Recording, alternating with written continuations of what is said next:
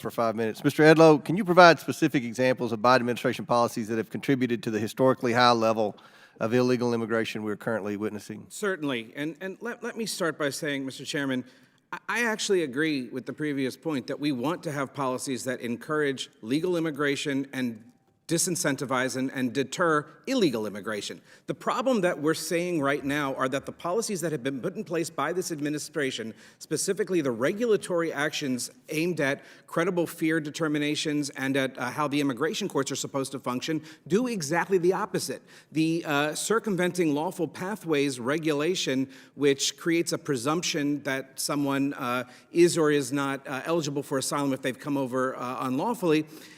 There are so many loopholes in that one that if you bring a child, you're going to be able to go claim asylum, whereas you wouldn't if you didn't have a child. So it's going to encourage more illegal immigration, more families coming across. Certainly the memorandum from Secretary Mayorkas that limits the amount of, or that limits the categories rather of people who can be removed.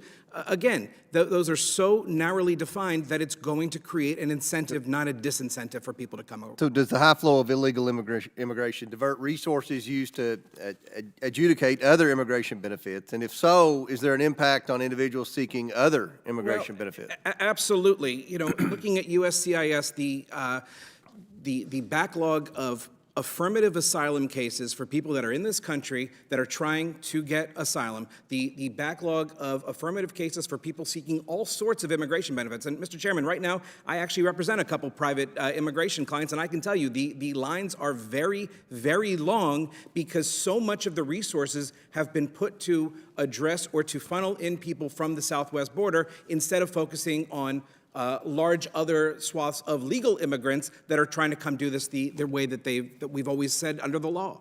The bottom line is the law is not being followed. If the law was being followed, we wouldn't be here. So what policies would the administration need to implement to start to get the situation under control? The first policy is simply follow the law. Start with expedited removal. Make sure that people who are going through are getting their credible fear, but that they are detained during that process as Congress has prescribed. Move forward with that. Get them into immigration court as quickly as possible. The previous administration, we did that. We had people in immigration court quickly. Okay. Mr. Hammond, we've traveled to the border, this committee, the majority members of this committee several times, and we've heard from many complaints from our Border Patrol agents. Can you describe how the Biden administration has hampered the ability of ICE officers and ICE prosecutors to enforce immigration laws? Yes, I will, but I want to address just a couple of things that were said previously. Mr. Raskin, I never said a majority of the aliens didn't show up in court. I said a majority won't leave and their order removed. So that was not right. And just heard the expert witness for the Democrats say that's why they're coming. A job. That's why they're coming. So again, it's showing abuse of the asylum process. But that's not what asylum is about. So thank you for that, sir. And finally, a comment was made about separating mothers with children.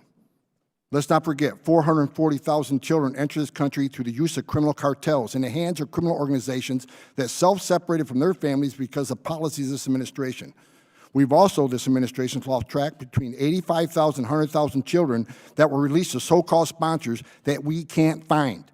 They have no idea who they are, if they're in danger, who's taking care of them, and what they're doing. But we do know this. There's been many investigations where children were found in meatpacking plants cleaning up entrails on a midnight shift, forced labor. So I want to mention that. And the biggest thing about the border, when you cause a crisis this big, when you make promises, you can enter the country legally, you'll be released quickly, because this administration's not enforcing the law. The only thing they've done is send more resources to the border to process quicker and release quicker, because they care about the optics. When you do that, more are going to come. So when they overwhelm the Border Patrol, I can tell you right now, in the last several months, there's been times where there are certain sectors on the southwest border where 100% of Border Patrol agents were pulled off patrol to come in and process. When you do that, the criminal cartels have a field day.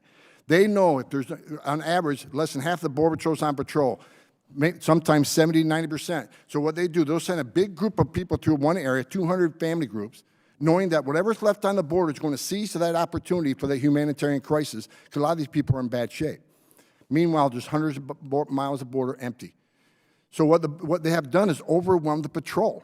So I've had Border Patrol agents tell me they've used the term broken arrow. When they're off the line, they're frustrated because they don't know what's coming through the parts of the border where there's no agents because they're all busy making meals, making hospital transports, making baby formula, taking care of these humanitarian issues. That's the issue. They've created the biggest national security crisis I've seen since 9/11 because we got 1.9 million gotaways. So I don't care what, everybody can talk about the data all you want. 1.9 million known people have entered this country. We don't know who they are, where they're from, or why they came here. But I'll tell you this, they've arrested people from 181 different countries. Some of these countries sponsor terror. They've arrested over 300. If you don't think a single one of that 1.9 million didn't come here to do us harm, then you're ignorant to the data. All right. Very good. Thank you.